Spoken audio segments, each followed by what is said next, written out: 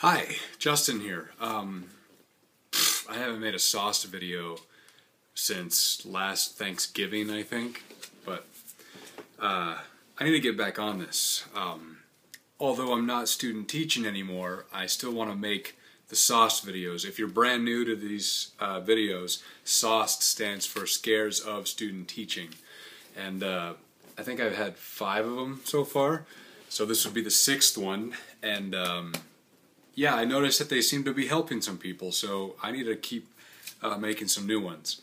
And even though I'm not student teaching anymore, I'm going to keep the name because there's always going to be student teachers and they'll always need help. So if I can provide any help or any guidelines that I can, this is the outlet for that. So first of all, thank you to those who have been watching my SOST videos, and thank you to those who have been commenting and liking and all that. And also thank you to those who've been asking me questions. I'm always here to answer questions. I just got hired over at Sanger Unified as an English teacher. I'm thrilled. I can't believe it. Right out of the gate, right after I graduated college, I got a job, and I'm very lucky, very grateful. I'm looking forward to start in the fall. During the spring semester, I've been long-term subbing for World Lit Honors and regular World Lit, and also Sedai World Lit. So I've done the whole spectrum of ranges when it comes to student achievement and student motivation and all that stuff. I've had the whole deal, and it's been a very rewarding experience, and I've learned so much along the way. So I've had it really good, and I'm very grateful, very happy for all of it. So that being said, I just want to say that to let those of you know who I am and what experience I've had so far. So I would consider myself a first-year teacher right now, even though I'm not technically starting my first year until fall, but all technicality aside, I just consider myself a first-year teacher right now. So, alright, so today what I want to get into is I'm going to talk about the interview process, what that's like. I'm going to talk about real-world teaching atmosphere versus reading theory of education in a book. As a student teacher watching this, right now you're probably totally immersed in the theory part of it, unless you are actually student teaching right now. Then, yeah, I mean, it's a total different transition once you go from reading about things that work to, oh man, this stuff that I've been reading actually doesn't work, and it's not applicable all the time. Hence the name theory. Anyway, so I'm going to talk about that, and I'm going to talk about balancing school life, and home life. Having those priorities, making sure you don't go crazy. I'm going to talk about theft among other teachers. We'll talk about that as we get to it. And summer productivity. We're a couple weeks away from summer break, so I want to talk a little bit about that. So first off, let's go to the interview process. When I got my interview scheduled, I was going under the assumption that I was just going to be interviewing the assistant principal, and I walked through the door and there were 5 other people at a desk all surrounding one chair with a set of questions on it. So if you get a call and an interview scheduled, don't think, oh, it must be just with this one person. Never think that. It could end up being with one person, but it could also end up being with a panel of other teachers and the VP. And so that was a little nerve-wracking. I wish I knew beforehand that I was going in to this big panel. I did fine. I felt a little nervous. I mean, everybody's going to be nervous. The best advice I have, any booklets or handouts that you've been given at your orientations or different student-teacher meetings, take those. Hopefully they've given you something with a bunch of questions, because those questions do get answered, are asked. Not all of them, but those are the questions that are most likely going to be asked by the people interviewing you. So look over those questions and think of answers beforehand. For instance, the question I got, which is the question that I thought was one of the most funny questions, but I actually got it. And the question was, Imagine you were turned around at the board and someone or one of the students threw a spit wad at your back. How would you respond? And my answer, I felt pretty good about my answer. My answer was, I think I would turn around and I would ask the question, who has a job here? Anybody have a job? And if some students raise their hands, I'd ask, hey, what are you working at? And expecting the answer like McDonald's or something like that, or a grocery store or something.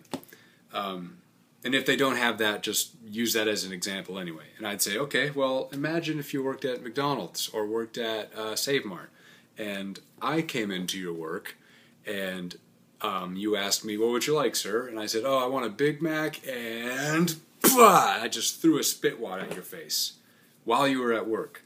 How would you feel? Most likely their answer is going to be, I would be really mad. I would feel disrespected. I would be like, who's this weird guy coming in here and throwing a spit wad in my face? So I think by trying to make them see it from their point of view makes them realize like, oh crap, that's not a cool thing that I just did.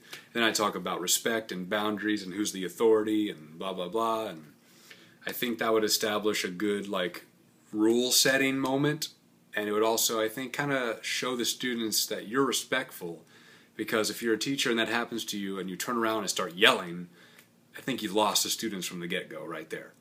So that was my approach to it, and I think the staff that were interviewing me liked that answer. I could be wrong, but I felt pretty good about that answer. It seems like a good one to me. Anyway, my whole point is you're probably going to get questions that are in these booklets that you're being given. So look at them, come up with answers beforehand so you're not coming up with something on the top of your head. Interviews are going to last about 20 minutes. I made the mistake of not asking when I should expect an answer. Do that. Shake their hand, ask them politely, when do you think I will be getting a call back from any of you? Anything like that, and they'll answer you right then. Okay, the interview process. Just be confident, dress nice, make eye contact, don't slouch, and you'll be fine. You'll be fine. Okay, next thing I want to talk about. If you have any questions about the interview process that I didn't cover, please feel free to comment. Real world versus theory. Look, everything that you're reading in your books throughout the credential program is valid and it's good information, but don't think that it's going to work, because 7 times out of 10 it probably won't. I mean, your ultimate test is getting in the classroom, learning your students and learning of your students' personalities, and then applying different theories and different approaches to those particular students, because one theory is not going to work for all of your classes.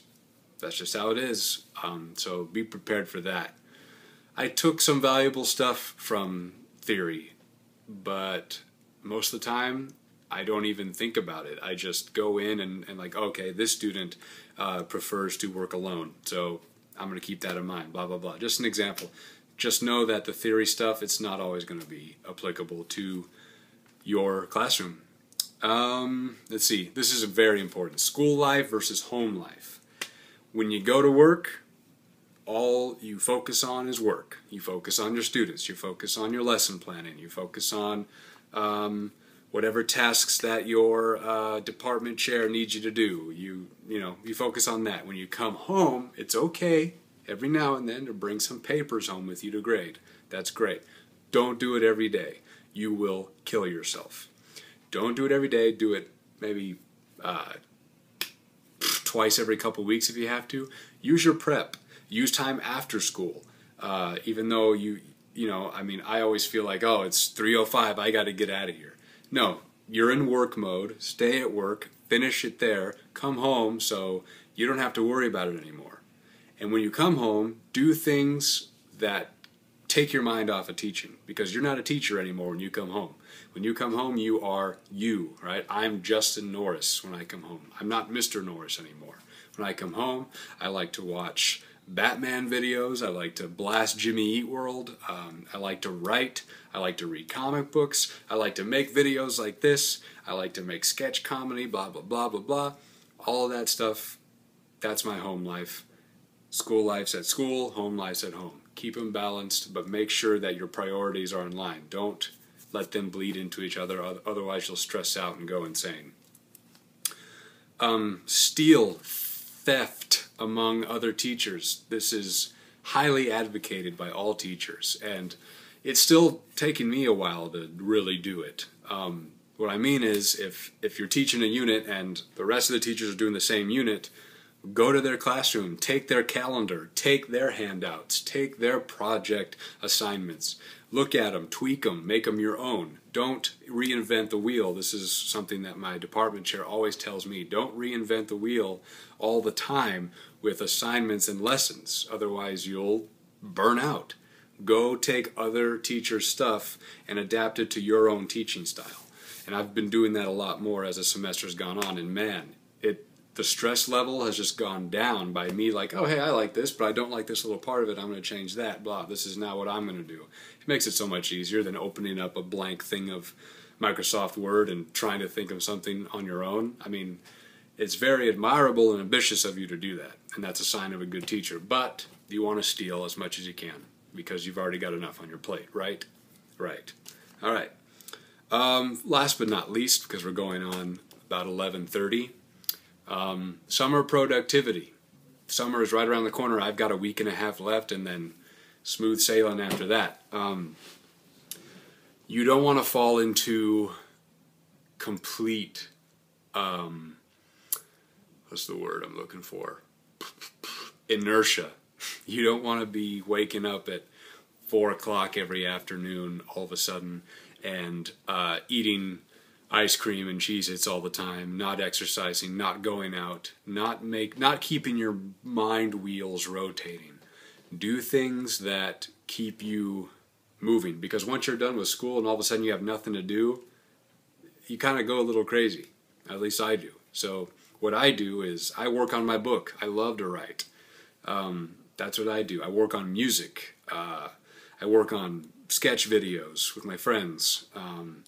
Me and my fiance will just hang out, rent a movie, go to dinner. Just don't fall into this slope of sitting in a couch and watching TV all day, every single day, and that is all you do. Otherwise, as the months roll on and August gets closer and the school year comes closer, you are just this complete puddle of unproductivity, and it's really hard to get back into the grind if you're like that all summer. So keep your mind moving, keep your mind hurting, do things that challenge you even through the summer. Make a project for your apartment or your house or whatever. Just stay productive.